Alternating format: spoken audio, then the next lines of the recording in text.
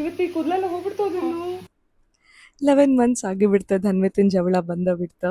ನಾ ಆ್ಯಕ್ಚುಲಿ ಜವಳ ಅಂತಂದ್ರೆ ಫುಲ್ ಕೂದಲ ತೆಗಿತಾರಂತ ಮಾಡೀನಿ. ಆದರೆ ಹೆಂಗೆ ತೆಗ್ದಾರ ತೋರಿಸ್ತೇನೆ ಬರ್ರಿ. ಆ್ಯಂಡ್ ಆಲ್ಸೋ ಡೆಕೋರೇಷನ್ ಮಸ್ತ್ ಆಗಿತ್ತು.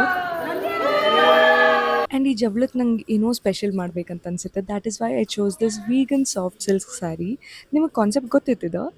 ಇದೇನಂತಂದ್ರೆ ಪ್ಲಾಂಟ್ ಬೇಸ್ಡ್ ಫೈಬರ್ಸಿಂದ ಮಾಡ್ತಾರೆ. ಎಕೋ ಫ್ರೆಂಡ್ಲಿ, ಸಸ್ಟೈನೇಬಲ್ನೂ ಇರ್ತದೆ ಆ್ಯಂಡ್ ಎಷ್ಟು light weight. So should definitely check their page out. Kanchi silks, vegan Mysore silks ಅವ. ಮೈಸೂರಿಂದ ಎಲ್ಲ ನಮ್ಮ ರಿಲೇಟಿವ್ಸ್ ಬಂದಿದ್ರೆ, ಅಮ್ಮ ಅಪ್ಪ ಎಲ್ಲರೂ ಬಂದಿದ್ರೆ. We were super excited. First starting ಪುಣ್ಯಾವಚನೆ ಇತ್ತು. ಪುಣ್ಯಾವಚನೆದಾಗ ಎಲ್ಲ ಪೂಜೆ ಎಲ್ಲ ಮಾಡಿಸಿ ಫಸ್ಟ್ ದೇವರ ಆಶೀರ್ವಾದ, ಅಮ್ಮ ಅಪ್ಪ ಆಶೀರ್ವಾದ, ಹಿರಿಯರ ಆಶೀರ್ವಾದ ತೊಗೊಂಡು ಪುಣ್ಯಾವಚನೆ ಸ್ಟಾರ್ಟ್ ಮಾಡಿದ್ವಿ. ಇವ ಸುಮ್ಮ ಕೂತಿದ್ದ, ಒಂದು ಬಾಲ್ ಇದ್ರೆ ಸಾಕು ಆರಾಮ್ ಇರ್ತಾನೆ. ಆ್ಯಂಡ್ ಬಂದ ಸೋದರ ಮಾವ, full hero of the show ಅಂದರೆ ಸೋದರ ಮಾವನ. ಆರತಿ ಎಲ್ಲ ಮಾಡಿದ್ರೆ ಈಗ ನೋಡ್ರಿ ಅಸಲಿ ಆಟ. ಇಷ್ಟು ಅಪ್ಪ ಅಂತಂದ್ರೆ ಪಾಪ ಆರಾಮ್ ತೆಗಿಲಿಕತ್ತಿದ್ರು ಅವರು ಆ್ಯಕ್ಚುಲಿ. ಬಟ್ ಇವ ಭಾಳ ಅಳ್ಳಿಕತ್ತಿದ್ದ. ನೀರು ಸ್ವಲ್ಪ ಬೇರೆ ಇತ್ತಲ್ಲ, ಹೆಂಗೆ ಆಡ್ಲಿಕತ್ತಾನ ನೋಡ್ರಿ.